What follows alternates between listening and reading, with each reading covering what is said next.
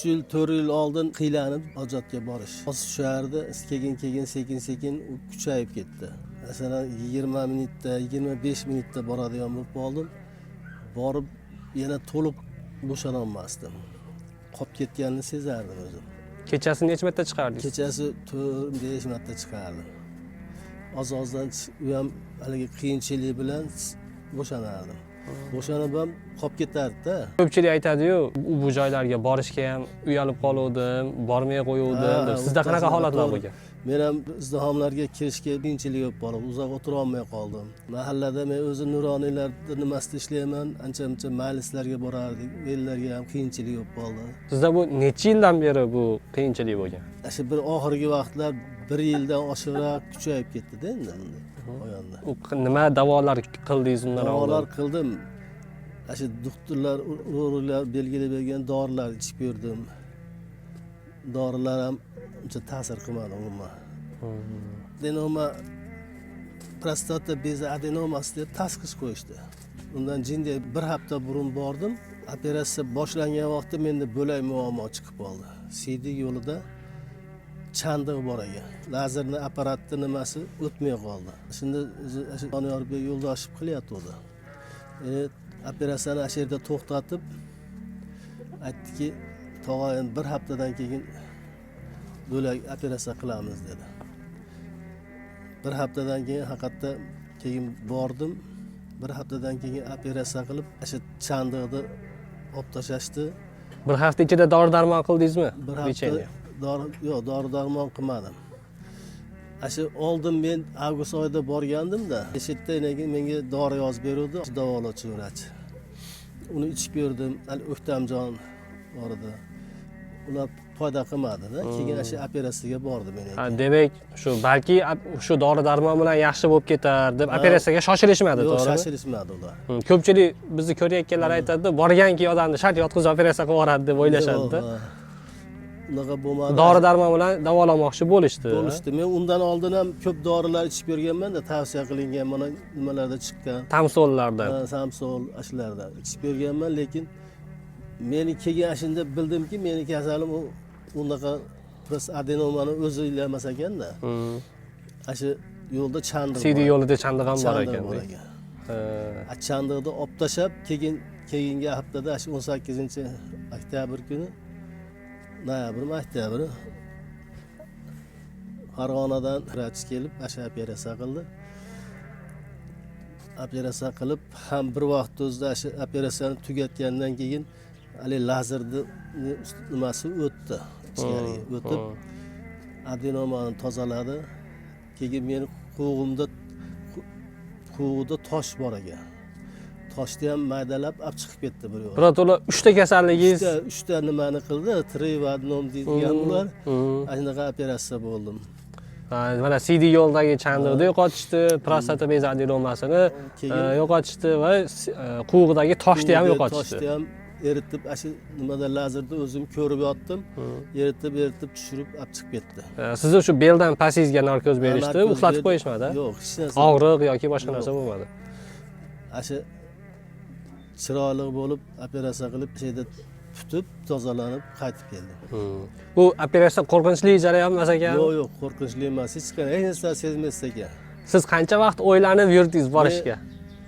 Avgustda borgan bo'lsam, shu noyabrgacha yurdim-da. Men agar imkoniyatim bo'lganda shu vaqtda qildirardim. Imkoniyat ham bo'lmadi-da. Yo'q, o'zi mana birinchi marta YouTube'da ko'rganingiz qachon bo'lgan?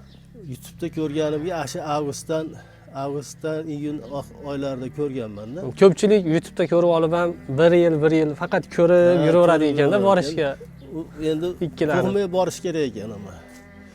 Bu doktorning gaplarini hammasini eshitdim. Rahmat Doniyorbekka. U masalan dedi, kelib nima qilsa operatsiya qilib yubormaymiz. Dori-darmon bilan davolanadigan bo'lsa, harakat qilamiz deb aytdi-da. Rahmat tashlarga. Ko'pchilik qo'rqib, men borsam operatsiya qilib yuboradim. Hozir men operatsiyaga pulim yo'q deb o'ylanishadi-da. Men o'zim ashada billa o'zim temalik odam bilan yotdim. Bir kunda birin-ketin operatsiya bo'ldik. U odamniki haqiqat adenoma ekan. U kirib 20 minut, yarim soatda operatsiya qilib chiqdi. Chiqib u odamga shu kuni kech payt javob beryapti. Hozir ham telefonda gaplashib turamiz. Ha. Yaxshiman dedi. Yaxshi bo'lib ketdim deb. Keyin qolgan bir men temali mendan kattaroq odamlar bilan ham shu to'g'risida gaplashib turamizda, bittasi nimaga borgan ekan. Hali ochiq usulda operatsiya qilib, prostatasini polni olib tashlagan ekan, sug'urib. Bu odam hozirgacha ham qiynalanyapti, tuzala olmayapti.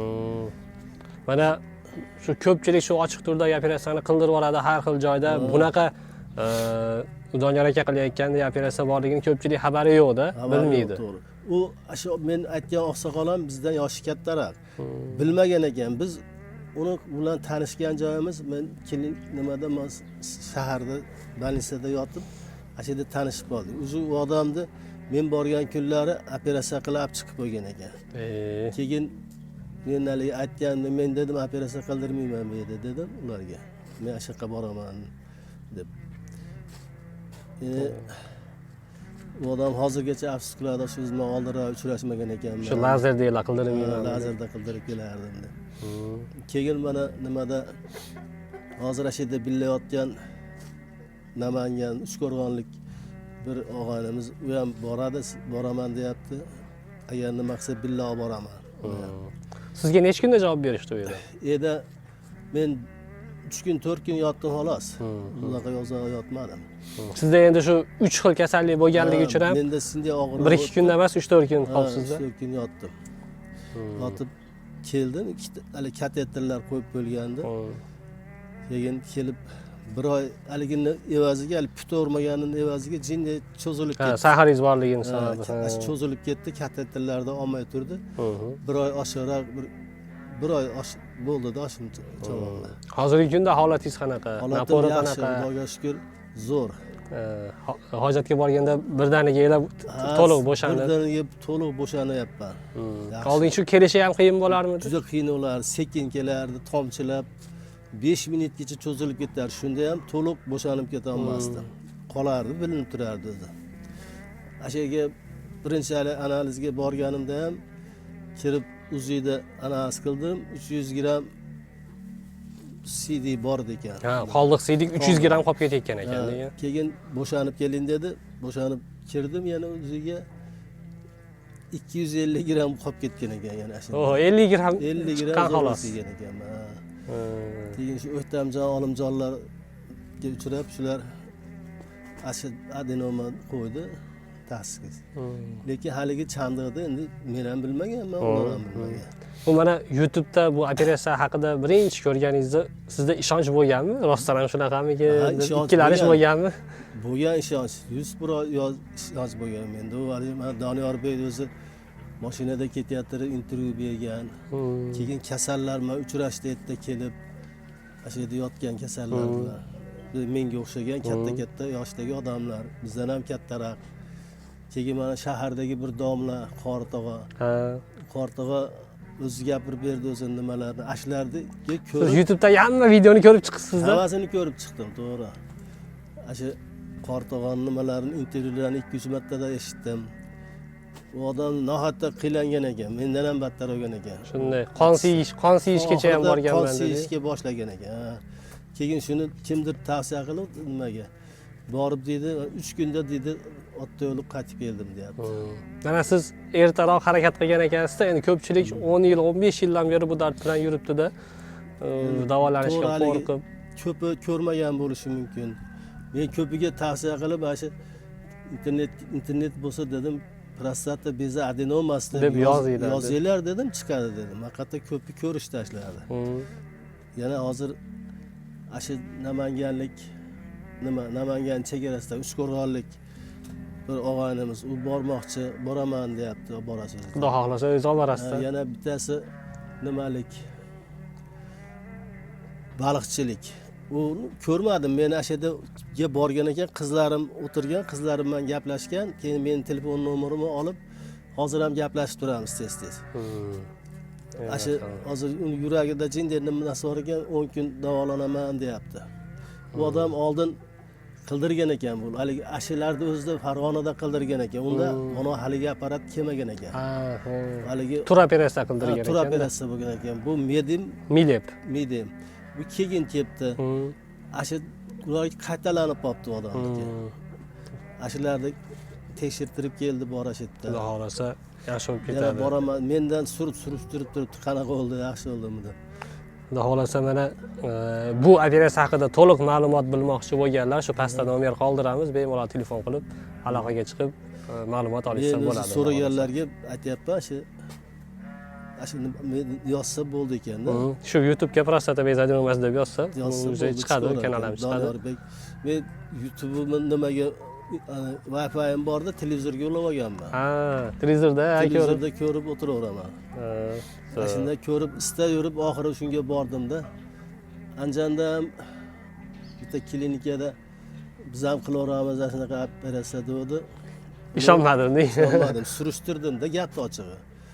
Keyin ana sizlar ko'l markazidagi bolaga telefon qildim. U aytdiki, "Tog'a" dedi, "Andijonda yo'q bu apparat" dedi. Haqiqatda biz haqiqatdan Namanganda, Farg'onada bor ekan, Toshkentda, Xo'jandda ochildi dedi.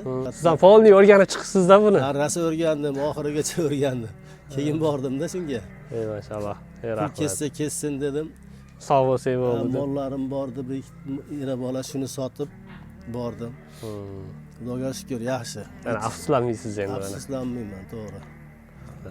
Qolganlarga ham shunaqa nimalar borib tekshirtirib bir qator Aziyat chekayotganlar. vaziyat chekayotganlarga tavsiya qilaman, borsin. Agar haqiqiy adenoma bo'lsa, Bir kun, 2 kun ichida boshqa yondosh kasalliklari bo'lmasa, 20 minutda ham tugayapti unaqa operatsiya. 20 minutda man tugadi deb turib ketyapti. ey rahmat. Tavsiya qilaman, qo'rqmay borish kerak.